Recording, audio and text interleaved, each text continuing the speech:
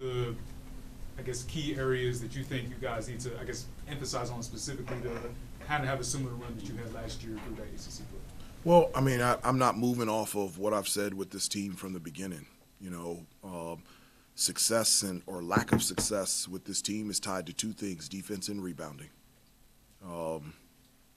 We can score, but can we become the best defensive and rebounding team that we can become? And when I say that is in large part the consistency. So, for example, they shoot 31% in the first half, and then in the second half they shoot 61%. Okay, that's not sustainable. And so, for us to be able to have success moving forward, not only do we have to become a good defensive and rebounding team, but it has to be consistent as well. How close, I don't know if you put in percentages on things like this, but how close do you think you guys are to being, I guess, a team that can have a similar run, through ACC play last year? You're mentioning the things you need to do. How close do you feel you are to, I guess, kind of, being adequate in those areas? Yeah, I don't look at it that way in terms of comparison to last year at all. I think this year's team is this year's team. The only thing that I focus on is that for this year's team to reach its full potential, and for this team to reach its full potential, we would have to be a really good defensive and rebounding team. I've been straightforward and direct with them from the start.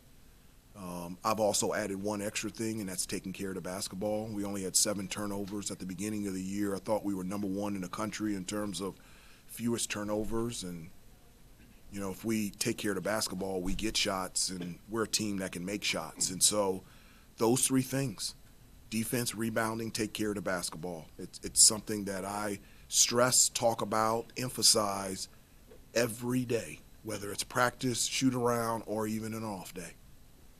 Coach, Go ahead. you mentioned how Campbell's second half and their offensive production, but you guys, it felt like, what was the adjustment at half? It seemed like you guys were creating more rim pressure in that first frame in the second half, and I feel like that just propelled you the rest of the way. Talk about how important it was. Well, it is. Something that I say from an offensive standpoint every day is that I want to dominate points in the paint through post and penetration. I want to live in the paint, and I want to live at the free throw line.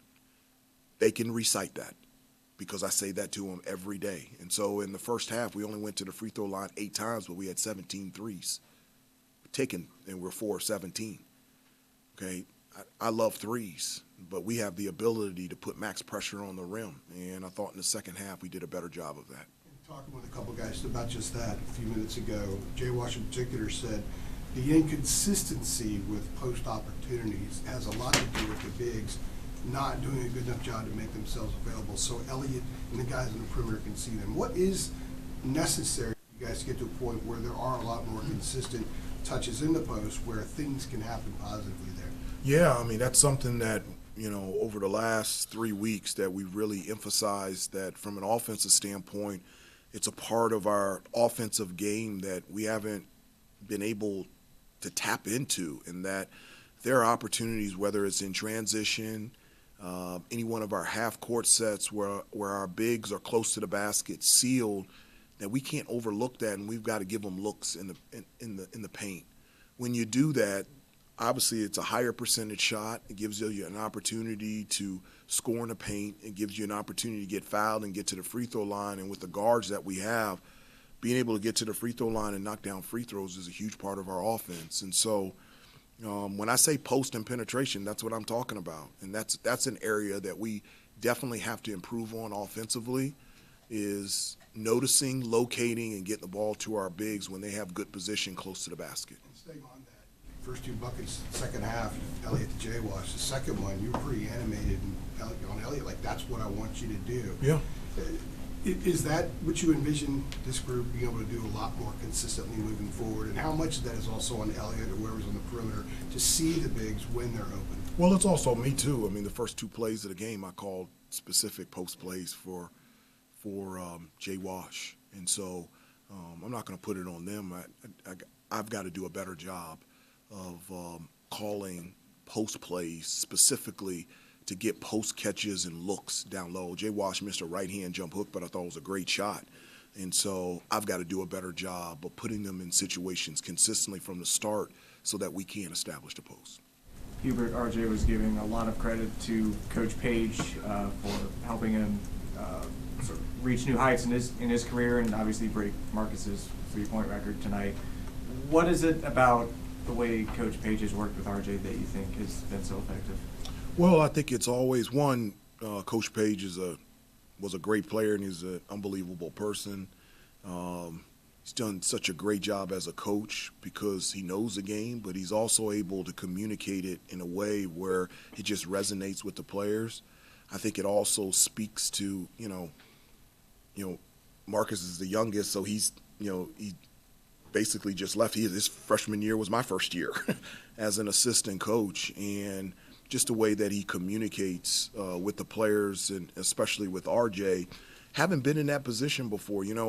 Both RJ and Coach Page that's not my alarm, and are like combination guards. They have the ability to distribute and run the offense, but they can also score with the ball in their hands and coming off screen. So as players, they're very similar. And, when Marcus played, he was always on the floor with other guards, Joel Berry, and so now with RJ on the floor with, Seth and Elliott and Ian, there's a lot of similarities in their career and what they've had to do out there on the floor. With Seth sitting out, was that just a precautionary thing for today? Yeah, he just has an upper body injury, and so he was unable to play today. Is that something he picked up in practice? Mm-hmm. Yep. Is there like a timetable on when he might be back? Nope. Okay. No, there is. RJ said tonight that he's felt a lot more comfortable like himself going back to the Florida game. And part of the sign of that we can all see, everybody else can see, is that there's more step backs. He's being able to create space for himself off the dribble more than he had been earlier. Yeah. What would you say about that? And have you seen a little bit of a different RJ in the last few games? I do feel like he's in a better rhythm out there on the floor. And so I do feel that way. I feel like the last 3 games, he's finding his rhythm. He really is with a new lineup, and changing lineup too. I think one of the things that helps is just the growth of Ian. Got another scorer out there, and so when you have another person out there that can go get buckets, very similar to what he experienced last year, where you had Cormac, Harrison, Armando. Got a little bit more space to be able to get into his offensive game, and so I'm really happy for him. Hubert, Elliott kind of talked about just the tough stretch that he had the past couple of weeks, with the high turnovers. And felt like he kind of got back to being himself a little bit tonight. Obviously, you're agreeing. I guess, what did you kind of see from him tonight? And I guess, what was that stretch like for him? You talking to him as a coach and a player, just what was that like? Yeah, before the game I said, I'm expecting a double-double in points and assists. And he says, I'm also going to have 0 turnovers. And then at halftime, I reminded him he had 3. But in the second half, he had 0. And I was really happy for him. Just his ability to create and find instinctively teammates is elite. And I felt like he played really well today, like under control, but his ability to get to the basket, knows when to pass, when to shoot, and his defense just continues to get better every day. And I was really proud of him. He's a huge piece for us. When the ball is in his hands and he's making consistent plays, it takes us to a different level, and I'm really happy for him. Sounds like you owe him a pair of free shoes, at least according to his words about maybe the deal about some free Jordans or something if he got to a certain number of assists. Okay, done. He said the play he made at the end of the game last week at MSG, the defensive play that he made, how he was physical there, helped him a ton. That he needed to make a play without the ball in his hands to help the team win the game. It seemed like a small thing to a lot of people. How big can that be for a young guy like him who has been battling a little bit of confidence stuff, to be able to make such an important play like that. I think that's huge. You know, we talk all the time about how small things make big things happen. There's so many other areas out there on the floor other than scoring and rebounding and assists that you can make a huge impact in terms of the outcome of the game. And so, you know, Elliott stepping up defensively, being able to get that stop at the end of the game against UCLA, doesn't surprise me that it gave him confidence that he's a complete basketball player. There's so many other parts out there on the floor, even without the ball, that you could impact winning. And that single play gave us a win because of his ability to defend without fouling and be in a position to box out so that Drake can get the rebound. And so I'm glad that gave him confidence, and that's something that he can do consistently moving forward. He's that complete of a player. Sorry, Coach. Thank you, everybody. Thank you.